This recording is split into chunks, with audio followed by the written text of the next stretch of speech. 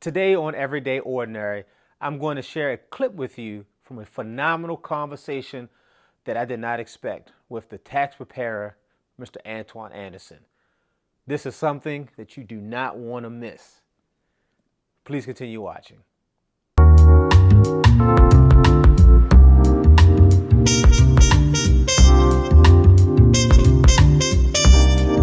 This next section, I've had a ton of people ask me questions on this, and I'm just like, look, you gotta talk to an accountant.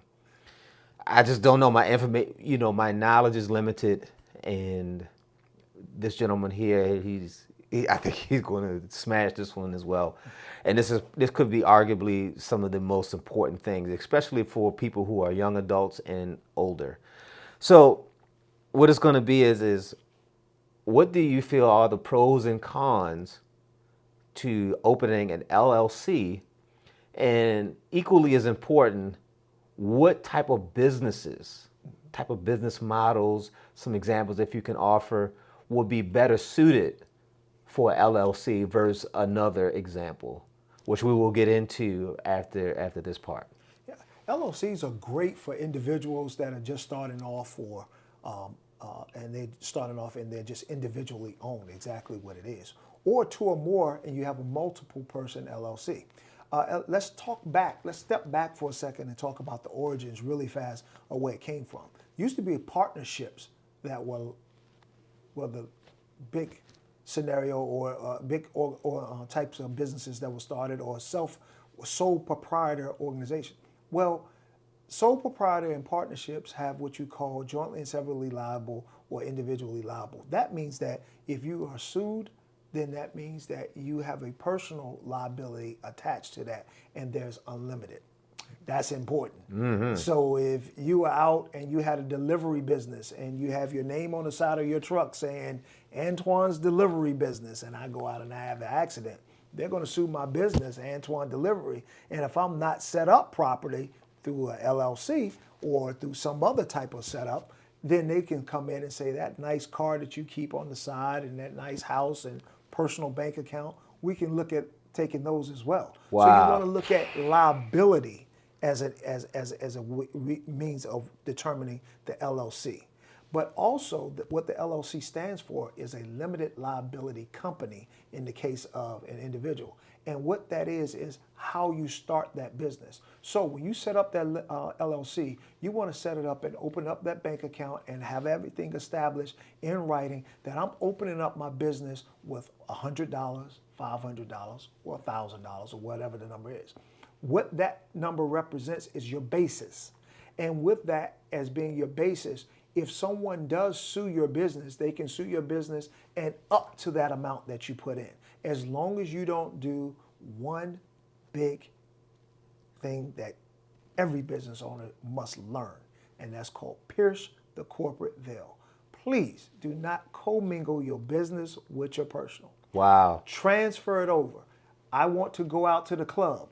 Don't pull out your business card and start swiping, buying drinks, hanging out at the park, taking the kids to Disneyland, buying clothes. Mm-hmm. Transfer the money to your personal account and then buy those things. That's piercing the corporate veil. And what the Internal Revenue Service or any legal mind would do is say, we can't make a distinction between the business or you being personal. So that money that you put in to start, all bets are off. We can go after everything. Wow. So, wow. That's pretty deep, man. That's whoo. Did not know that. So yes, you want to definitely not pierce the corporate veil on in any aspect of your business. Keep it separate. It's not hard. Just in today's technology, transfer the money over and then you can do what you want.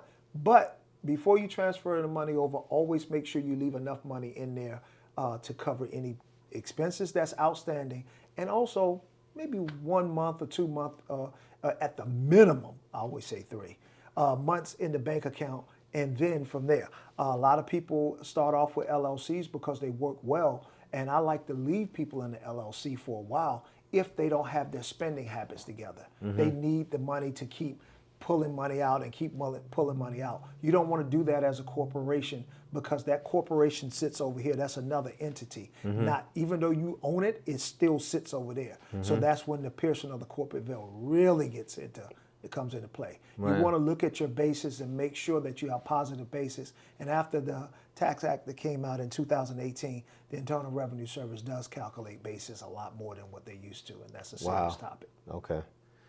Any recommendations, like what? Because I have a lot of people who want to start like clothing companies, or they may want to do when they buy sneakers and then resell them. Are those suited for something like that? Or Sure. LLCs start off is always a baseline for you to start, and then go and branch from there. Okay. I start as an LLC, and then I may go to a corporation, be a C corp or S corporation. What companies don't work well under LLCs is that you're going to start an investment group. okay, Investment groups work better, and I always refer to a legal mind. I'm not an attorney, but investment groups work better in some cases under LLP, a limited liability partnership, because now you're giving people percentages of ownership and return on investments. That's interesting. LLC is more of a limited liability company, and they don't work as well on and there. a limited liability partnership, LLP. I believe this is the first time I've heard of that. So this is, once again, more info, more education. I'm digging it. I love it. I like to learn. And I hope everybody likes to learn as well. So I think that was great.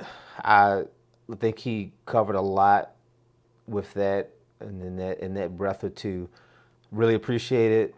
LLC, guys, is definitely a good place to start. If you're an individual and you're trying to start something from the ground, the pierce the, you say corporate veil? Pierce the corporate veil. That was pretty dope. I was unaware of that. I probably will never forget that. I think that was something that hopefully, if you're interested, if you own one, that you should consider putting in the front of your mind. So once again, I appreciate it. If there is a question or comment that you want to contribute to this discussion, feel free to leave it in the comments, and we can talk about it some more.